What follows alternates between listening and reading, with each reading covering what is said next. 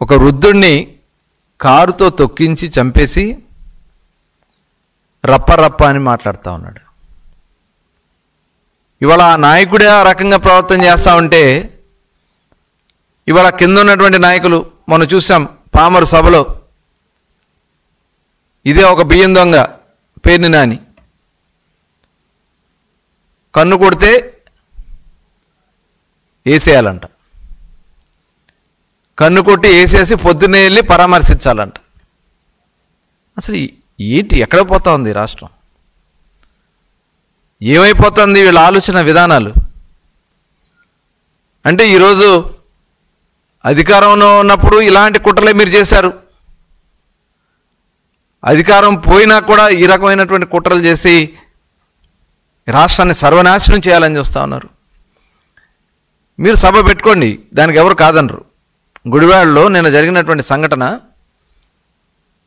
ఇవాళ అక్కడ కూడా బీసీ అనే ముద్రని పెట్టి అరాచకం చేయాలని ప్రయత్నం చేస్తున్నారంటే మీరు సభ పెట్టుకోండి, దానికి మేము అభ్యంతరం లేదు. సభ పేరుతో రెచ్చగొట్టే కార్యక్రమాలు చేస్తే మటుకి ఇబ్బందులు వస్తాయని చెప్పి తెలియజేస్తూ ఉన్నారు. మీరు అక్కడ కావాలని చెప్పి ఉద్దేశపూర్వకంగా ఆ జెడ్పీ చైర్పర్సన్ అక్కడ నిన్న వారు మాట్లాడినటువంటి మాటలకి తెలుగుదేశం పార్టీ వాళ్ళు అక్కడ ఏదో నిరసన తెలియజేసుకుంటా ఉంటే వాళ్ళ మధ్యకు వచ్చి రెచ్చగొట్టే కార్యక్రమాలు చేయటం, వెళ్ళిపోమని చెప్పి బతిలాడినా కూడా వెళ్లకుండా మళ్ళీ వెనక్కి వచ్చి వాళ్ళ మీద పరుష పదజాలంతో భార్యాభర్తలు ఇద్దరు మాట్లాడితే అక్కడేదో పెద్ద డ్రామా చేసి ఇంకా మహానటుల్ని మించి నటిస్తూ ఉన్నారు. మహానటులు నిజంగా చూస్తూ ఉంటే సిగ్గు అనిపిస్తూ ఉంది.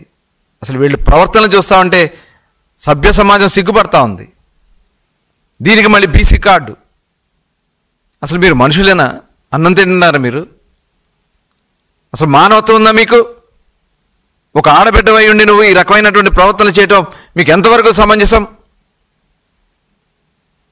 నేను చూశాను గతంలో కూడా జడ్పీ సమావేశాలకు వెళ్ళినప్పుడు కూడా రెచ్చగొట్టే కార్యక్రమాలు చేస్తారు వీళ్ళు. వాళ్ళ ప్రవర్తన ఆలోచన విధానాలు ఎలాగంగా ఉన్నాయనే దానికి నిన్న వాళ్ళు వీడియోలు మొత్తం కనబడుతున్నాయి. వాళ్ళు ఏ రకంగా ఎంత దారుణంగా బూతులు తిడతా ఉన్నారు. ఆడ మనిషి అయ్యుండి కూడా మీరు ఆ రకంగా బూతులు తిట్టి రెచ్చగొట్టే కార్యక్రమాలు చేయటం ఇది నిజంగా చాలా చాలా సిగ్గుచేటు. నిజంగా కృష్ణా జిల్లా జడ్పీ చైర్పర్సన్గా ఆ మహాతల్లి ఈ రకమైనటువంటి రెచ్చగొట్టే కార్యక్రమాలు చేసి ఇవాళ అక్కడ తిరగబడితే దాన్ని తెలుగుదేశం పార్టీకి, తెలుగుదేశం పార్టీ నాయకత్వానికి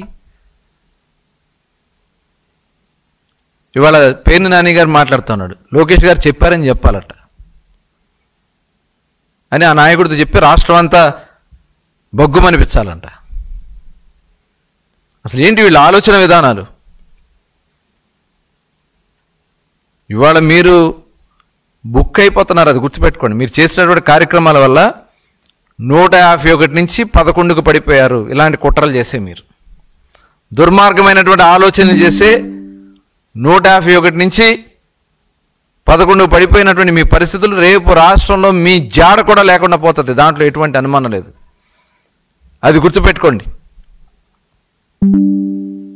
2019 నుంచి 2024 వరకు రాష్ట్రంలో ఉన్నటువంటి అన్ని వర్గాల్ని ఏ రకంగా మీరు దాడులు చేశారో, ఇబ్బందులు పెట్టారో ప్రతి ఒక్కరు కూడా గుండెల్లో ఉన్నాయి. అన్ని వర్గాల్లో గుండెల్లో ఉన్నాయి, ఎవరు మర్చిపోలా, అది గుర్తుపెట్టుకోండి.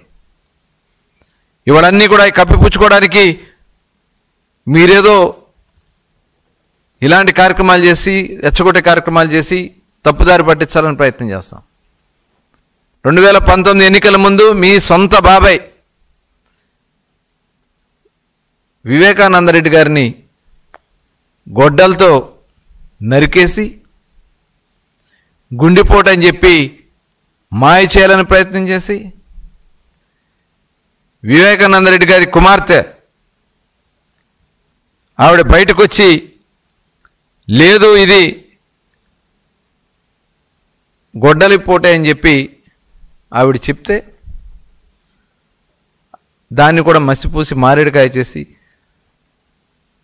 ఆ గొడ్డలి ఏదైతే మీరు హత్య చేసి దాన్ని ఎన్నికల్లో వాడుకుని, ఎన్నికల ప్రచారాల్లో వాడుకుని మా తాతని చంపేశారు, మా నాన్నని చంపేశారు, మా బాబాయిని చంపేశారని చెప్పి ముసల కన్నీరు కార్చి హత్య చేసింది మీరు, హత్య చేయించింది మీరు, ఆ హత్యని చంద్రబాబు నాయుడు గారి మీద తొయ్యాలని ప్రయత్నించింది మీరు, ఆ హత్యని గుండెపోటుగా మార్చాలని ప్రయత్నం చేసింది మీరు. అది గుండెపోటు కాదు, గొడ్డలిపోటు అని చెప్పి ఆ రోజున ఆ కుమార్తె బయటకు తీసింది. కాబట్టి ఇవాళ ఆ కేసును కూడా మాయ చేయాలని ప్రయత్నం చేసినటువంటి విధానం, దాంట్లో ఉన్నటువంటి అవినాష్ రెడ్డిని కాపాడటానికి మీరు చేసినటువంటి మీ కుట్రలు,